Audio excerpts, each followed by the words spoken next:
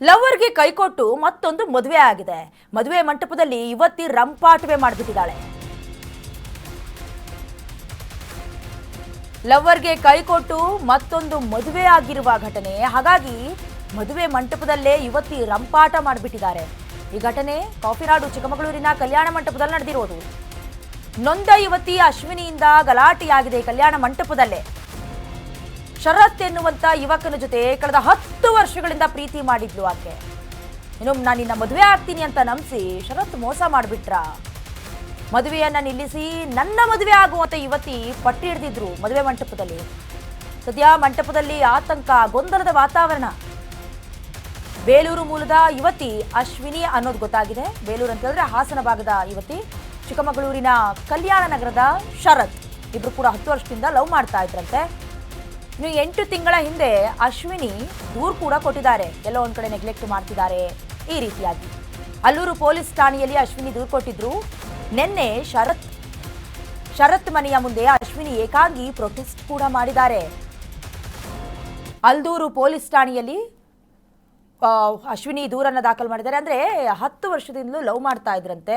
ಏಕಾಏಕಿ ಬ್ರೇಕಪ್ ಹೇಳಿದ್ರು ಅಥವಾ ಇವರಿಬ್ಬರ ಮಧ್ಯೆ ಏನಾದರೂ ಮನಸ್ತಾಪಗಳಿತ್ತು, ಅದನ್ನ ನೀಟಾಗಿ ಕೂತ್ಕೊಂಡು ಪರಿಹಾರ ಮಾಡ್ಕೊಂಡಿಲ್ವೋ ಗೊತ್ತಿಲ್ಲ. ದೃಶ್ಯದಲ್ಲಿ ಗಮನಿಸ್ತಾ ಇದ್ದೀರಾ ನೀವು. ಅಲ್ಲಿ ಲೇಡಿ ಪೊಲೀಸ್ ಕೂಡ ಬಂದಿದ್ದಾರೆ. ಏನು ಸಮಸ್ಯೆ ಕೇಳಿದ್ದಾರೆ ಹೇಳಬೇಕಂದ್ರೆ 8 ತಿಂಗಳ ಹಿಂದೆ ದೂರು ಕೂಡ ಕೊಟ್ಟಿದ್ದಾರೆ. ಎಲ್ಲೋ ಒಂದು ಕಡೆ ಚೀಟ್ ಆಗ್ತಿದೆ ಅಂತ ಗೊತ್ತಿತ್ತೋ ಏನೋ.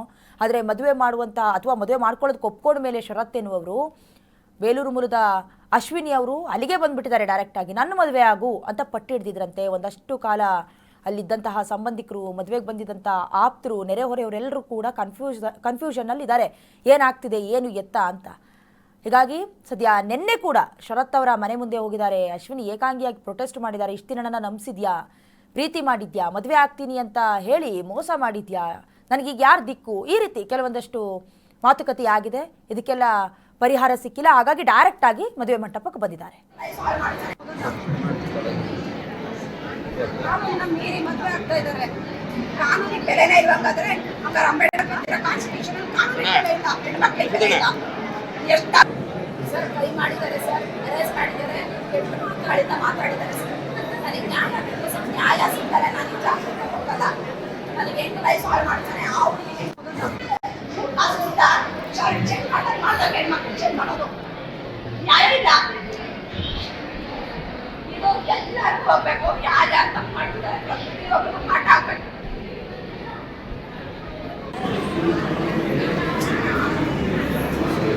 ನಮ್ಮ ತಾಯಿ ಹತ್ರ ಎಲ್ಲ ಸಂಬಂಧಗಳನ್ನ ಮದುವೆ ಆಗ್ಬಾರ್ದು ಅಂತ ತೊಡೆದಿದ್ದಾರೆ. ಕಾಡಿನ ಜೀವನಕ್ಕೆ ಯಾವ ಮಕ್ಕಳ ಲೈಫ್ ಏನು ಕಂಪ್ಲೇಂಟ್ ಎಲ್ಲ ಆಗಿದೆ ಮೇಡಮ್. ಆಲ್ರೆಡಿ ಕೊಟ್ಟಾಗಿದೆ. ಕೋರ್ಟಲ್ಲಿ ಸ್ಟೇ ಇದೆ.